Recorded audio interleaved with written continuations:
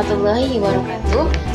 Perkenalkan saya Sayyidah Hanum Siregar, mahasiswi dari Institut Islam Ma'arif Jambi dengan NIM 2411003480 Prodi Pendidikan Agama Islam.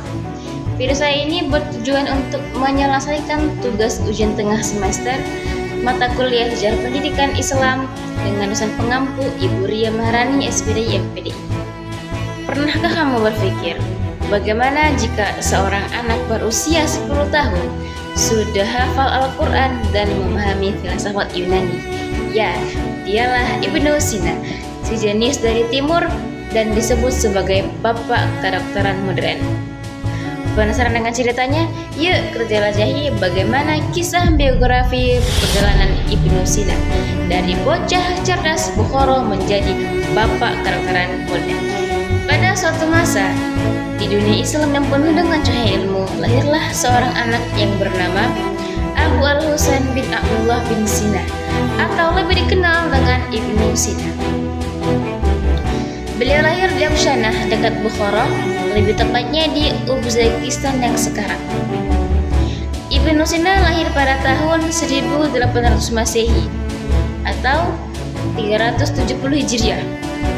Dan beliau wafat pada tahun 1037 Masehi atau 428 Hijriah.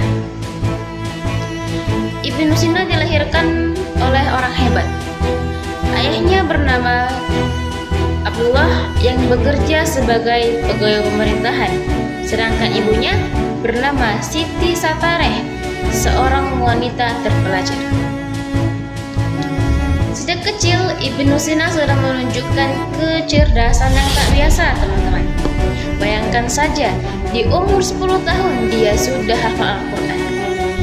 Kalau kita ingat ketika umur kita berusia 10 tahun, kita masih sibuk dengan mainan masing-masing. Bahkan, ayahnya mendatangkan guru-guru terbaik ke rumah untuk mengajarkan Ibnu Sina seperti logika, matematika, dan filsafat.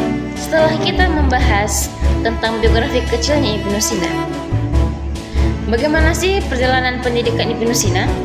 Nah, kita bahas. Setelah Ibnu Sina menginjak usia remaja, beliau sudah mulai belajar kedokteran. Ia tidak hanya belajar secara teori, tapi juga langsung mempraktikkannya dengan mengobati orang-orang yang sakit. Menurut cerita, pada usia 18 tahun, Ibnu Sina sudah menjadi dokter muda yang hebat. Bahkan, ia sudah menyembuhkan seorang Sultan Bukhara pada masa itu. Sebagai balasannya, Ibnu Sina diberikan izin untuk masuk ke dalam perpustakaan istana yang isinya tentang kitab, buku, risalah, dunia Islam dan Yunani. Disinilah pengetahuan Ibnu Sina berkembang pesat. Namun, hidupnya tak selalu mulus. Ia sering berpindah kota karena kondisi politik yang tak stabil. Tapi, dimanapun dia berada, menulis dan membaca selalu menjadi teman setianya. Dari perjalanan singkat pendidikan Ibnu Sina, beliau juga memiliki karya-karya yang sangat hebat, teman-teman.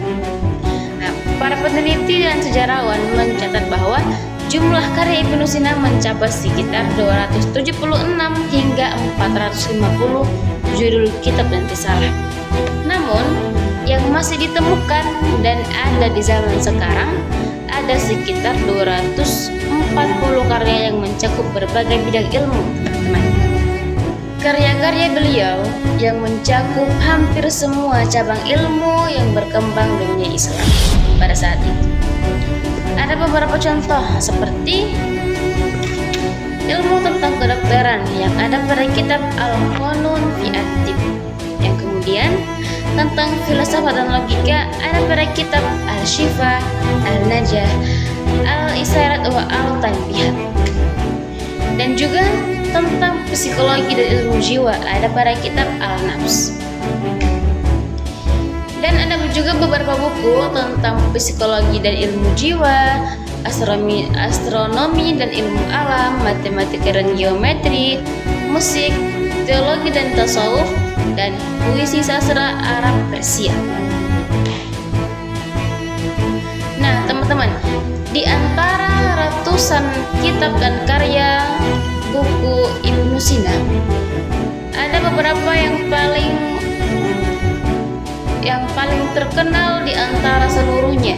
Yang pertama, kitab Al-Qanun fi At-Tib. Itu adalah warisan terbesar ilmiah Ibnu Sina dan memiliki pengaruh di zaman sekarang. Contohnya, dijadikan sebagai dasar kedokteran tradisional dan holistik di banyak negara Islam. Kemudian juga diajarkan sebagai sejarah kedokteran di medis modern, atau disebut dengan kitab kedokteran abadi. Yang kedua adalah kitab Al-Syifa, kitab penyembuhan, juga memiliki pengaruh zaman sekarang. Contohnya, banyak perguruan tinggi Islam menjadikan ini sebagai rujukan untuk memahami hubungan antara ilmu, akal, dan iman. Yang ketiga, ada Al-Isyarat wa Al-Tanbihat. Ini mengajarkan tentang isyarat dan penguatan, mengajarkan tentang penyucian jiwa dan pencarian kebenaran. Itulah teman-teman cerita singkat biografi perjalanan kisah Ibnu Sina dari lahir hingga cerita karya-karya hebat-hebatnya. Sedikit kutipan pesan dari Ibnu Sina akan saya sampaikan kepada teman-teman sekalian. Jikalau Ibnu Sina masih hidup dan berbicara dengan kita pada hari ini, mungkin dia akan berkata, jangan cepat puas dengan ilmu yang sedikit. Jadilah yang ingin tahu, bukan hanya pandai. Sebab karena ilmu itu bukan untuk sombong, tapi untuk menyebar manfaat. Sekian dari saya. Akhirul kalam. Assalamualaikum warahmatullahi wabarakatuh. Bye bye.